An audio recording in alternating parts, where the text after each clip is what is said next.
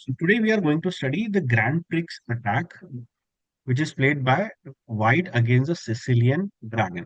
So White start with the E4, C5, and F3.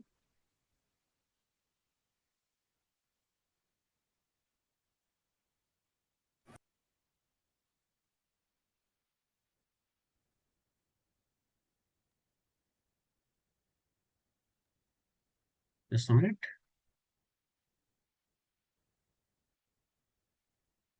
Okay, D6 और White यहाँ पे play करता है F4. So White is clearly saying that I am going to play NF3, Bishop C4 and short castle. तो black continue अब black यहाँ पे NF6 नहीं कर सकता. प्रॉब्लम यहाँ पे ब्लैक की है कि black if black goes with the NF6, black may face the tempo from the E5. So this is tempo black wants to avoid. Like for example, knight f6.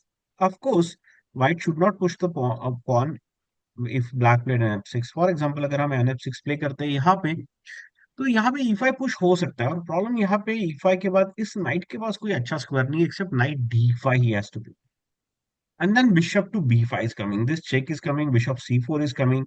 And we don't want to play with the e6 kind of variation. तो इसमें हमको नहीं जाना है. That's why we will play knight c6 इस position पे. तो यहाँ पे ब्लैक ने खेला है night c6. White continue with nf3 and black continue with the g6. Plan है कि एक्सीलरेटेड ड्रैगन प्ले करे किया जाए यहाँ पे बिशप g7 करके. नाउ व्हाइट ने यहाँ पे एक उसका जो नेचुरल मूव है बिशप टू c4 वो खेला है यहाँ पे व्हाइट ने, और बिशप टू g7. अब यहाँ पे ब्लैक और व्हाइट दोनों जो है वो ये ट्राई कर रहे हैं कि उनकी डेवलपमेंट पहले हो जाए. जो प्लेयर पहले डेवलपमेंट करता है उसे एडवांटेज होता है चेस में. तो यहाँ पे ब्लैक ने खेला बिशप g7 और व्हाइट यहाँ पे white play the castle. So black is remaining move like nf6. ये सबसे लॉजिकल मूव है इस पोजीशन में. You must play the nf6. यहाँ पे ब्लैक एक चेंज करता है क्योंकि उसे पता है कि ये जो बिशप है ना, ये बहुत डेडली बिशप. तो ब्लैक क्या करता है, इसे पहले डिफेंड कर लेता है. And this is not a very good choice from the white black side, क्योंकि आपने e6 खेला है, आपने d6 भी खेला है, दो दो सेंटर के पॉन खेले, तो इट्स लाइक, और आपने g6 भी खेला है. तो आपने यहाँ पे ऑलरेडी 4 टाइम्स पॉन खेल चुके हैं. तो ये जो है e6 is unnecessary move here.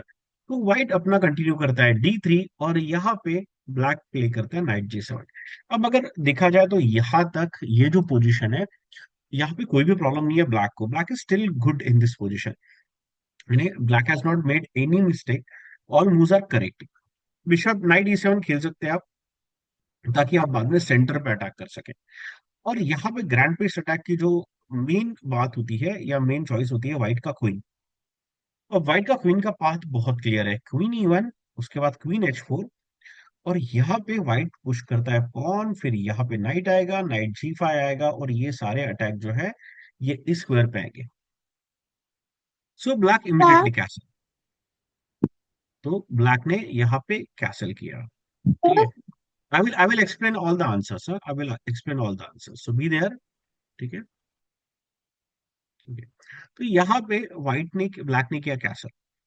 And white has played immediately f5, and this is also a very aggressive variation from the white side.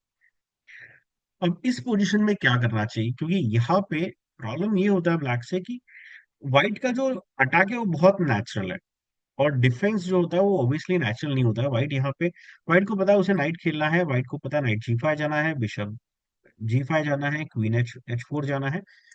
White का प्लान बहुत सिंपल है. ब्लैक के लिए डिफिकल्टी ये है कि ब्लैक को यहाँ पे डिफेंड करना है. तो यहाँ पे जो मोस्ट लॉजिकल मूव है वो जी टेक्स एफ आई है. This is very surprise, but g takes f i यहाँ पे लॉजिकल मूव है. बट यहाँ पे ब्लैक ने पहला ब्लंडर किया इस गेम में ई टेक्स एफ आई करके. अगर लगता है तो ये कि ये तो बहुत ही नेचुरल मूव है, और ऑलमोस्ट 90% प्लेयर जो है इस पोजीशन में यही मूव चूज करेंगे. बट चूज करना था जी टेक्स. थोड़ा सा सरप्राइज मूव है, लेकिन यही मूव करेक्ट है. तो यहाँ पे ई टेक्स f5, और now white has continue with this plan queen to h4. अब यहाँ पे क्या करना चाहिए, ये पोजीशन ऑलरेडी अभी व्हाइट के लिए प्लस है. देखो, इस ओपनिंग की सबसे इंटरेस्टिंग बात यह है कि यहाँ पे ब्लैक प्लस होता है हमेशा, लेकिन ब्लैक को डिफेंड करना है. और ब्लैक एक भी मिस्टेक करता है तो ब्लैक का जो पोजीशन है इमीडिएट खराब हो जाता है। तो यहाँ पे व्हाइट ने ब्लैक जो है उसने नेक्स्ट मूव खेला night D4। He said, I will take knight takes C2 and attack on this rook. Now there is a next move from the white side, very crucial, which is bishop G5. And now our knight is pinned. You can't play the F6 also because this pawn is pinned also by the bishop. और अब ये जो रुक है इसे support करना पड़ेगा rook to E8। But white का अटैक यहाँ पे स्टॉप नहीं होगा और व्हाइट इमीडिएटली प्ले करेगा नाइट टू D5। और यहाँ पे व्हाइट जो है ये ब्लैक पे बिशप नाइट और क्वीन तीनों से अटैक कर रहा है। और देखो ये ओपनिंग गेम हुआ है, this is move number 12 only. यानी मूव 12 मूव्स में यहाँ पे जो है व्हाइट ऑलरेडी प्लस पोजीशन में +6 पे है। तो ब्लैक को प्ले करना पड़ा नाइट C6।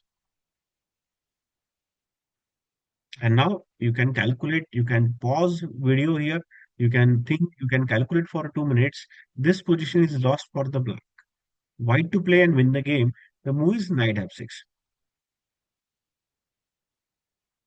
अब कोई ऑप्शन ही नहीं क्योंकि आप एक्सचेंज डाउन होने वाले हो। Bishop takes F6, bishop takes F6। And now there is only one move can be played, knight D5 से कोई फर्क नहीं पड़ने वाला है। So black try to play H5 but there is no problem with the H5 for the white. White played queen G5 और यहाँ पे क्वीन H6 और क्वीन G7 पे चेकमेट है। और ये जो पोजीशन है ये ऑलमोस्ट अनस्टॉपेबल है क्योंकि यहाँ पे अगर आप किंग H7 भी करते हो तो बिशप टेक्स F7 आ रहा है। अब बिशप टेक्स नाइट और क्वीन टेक्स G6 आएगा।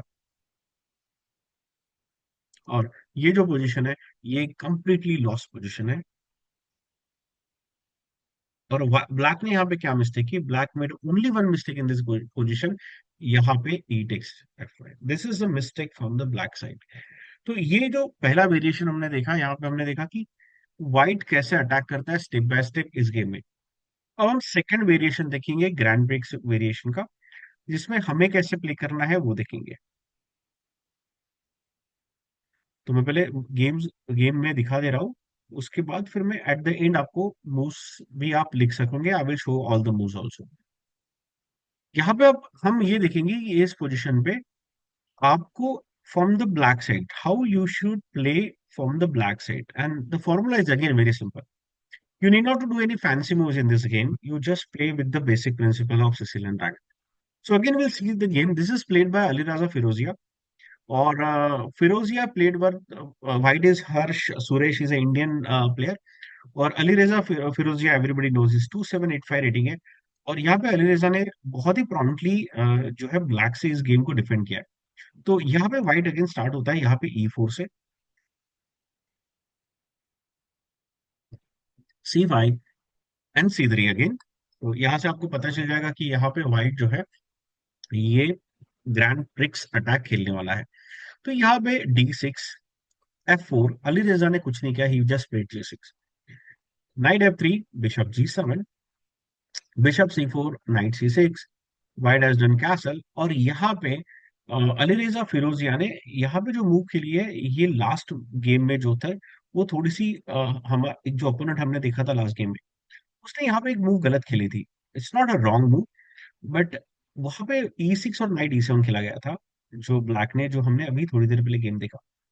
बट यहाँ पे अली रेजा फिरोजिया ने जो मूव खेली वो काफी नेचुरल मूव है, and that's as we said we should always play the basic moves correctly. So यहाँ पे अली रेजा ने खेला है knight F6। So he has not made any changes in the opening.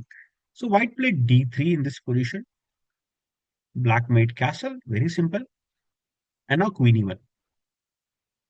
And this is, you can understand, this is called a close Sicilian, or you can call it Grand Prix attacks also. Here, now what should black play? यहाँ पे black ने क्या करना चाहिए? तो यहाँ पे जो black की जो मोस्ट नेचुरल मूव जो मुझे लगती है वो है बिशप G4 और इस नाइट को एलिमिनेट कर लो। क्योंकि ये जो नाइट है क्वीन H5 H4 के बाद ये नाइट G5 आएगा और H7 पे अटैक करेगा। तो दिस इज वन वेरिएशन कि इस नाइट को एलिमिनेट कर लो। अली रेजा ने सेकंड चूज किया यहाँ पे A6। प्लान बहुत सिंपल है कि यहाँ पे आप क्या करो, इस B5 पुश करो, फिर नाइट पे अटैक करो, इस नाइट को मूव करो और यहाँ पे पीसेस एक्सचेंज कर लो, वेरी सिंपल। तो यहाँ पे व्हाइट अंडरस्टूड कि यहाँ पे b5 आने वाला है, तो व्हाइट इमीडिएटली प्लेड यहाँ पे a4. So white has defended that square of b5. And now Ali Reza played knight to b4. And this is again not a very first, very, favorite move from the engine also. Engine suggested here you should go e6, stop this bishop. Well, Ali Reza played knight b4. He must have prepared this line very well. Now, bishop knight takes, अब queen h4 नहीं आ सकता है इतने जल्दी, क्योंकि यहाँ पे white जो है एक एक्सचेंज डाउन हो जाएगा या मटेरियल डाउन हो जाएगा. तो यहाँ पे व्हाइट ने खेला bishop b3, defended is bishop also and defended c2 also. And whenever we played Sicilian Dragon, we always wanted to eliminate this light square bishop. ये बिशप बहुत ही ज्यादा डेंजर होता है, और ये बिशप हमेशा क्या होता है, king side attack. So this bishop is defensive also, defender also and attacker also. So what Ali Reza played here, bishop to e6. He said immediately exchange his bishop.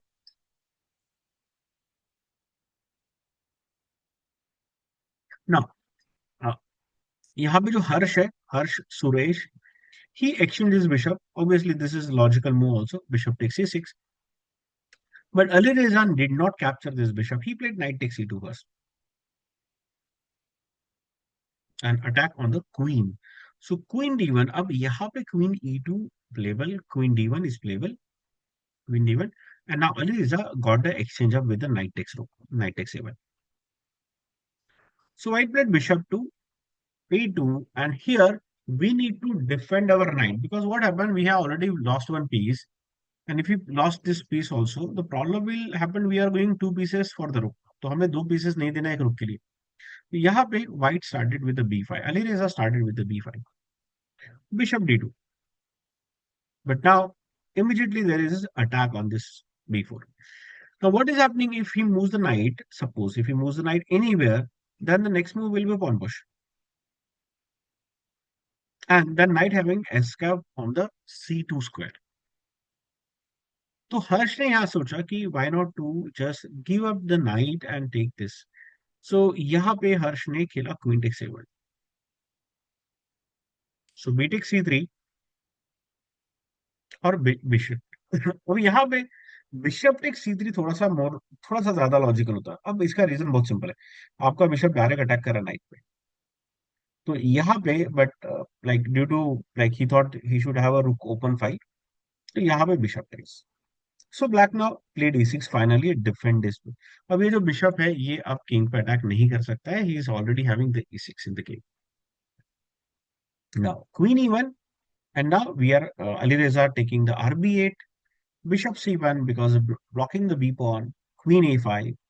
He is losing the pawn, but he played queen d1 defending. Again, अब देखो white is not attacking to our king side. White यहाँ पे क्या कर रहा है, queen side defend कर रहा है. So queen d1 and now queen takes c3. So Ali Reza got one more pawn. यहाँ पे exchange up है और यहाँ पे pawn up भी है. So white continue with f5 now. E takes f5, e takes f5, and now white played d5. So again defending this center. So bishop f4, he's attacking this rook, and यहाँ पे black ने इस bishop के लिए रुक को defend नहीं की.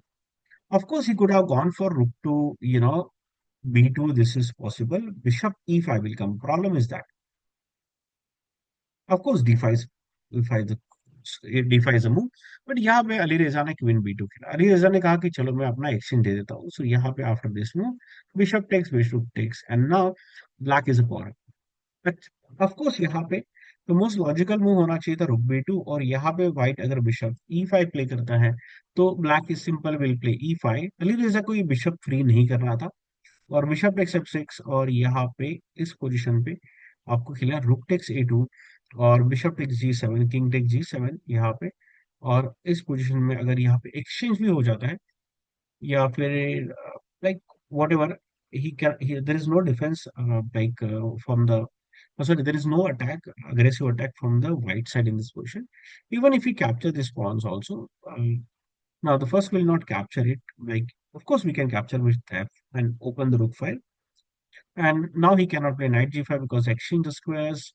And this position is quite equal, quite plus, or we can say black के लिए बहुत comfortable position. So in short, this is we have learned the now uh, grand picture time.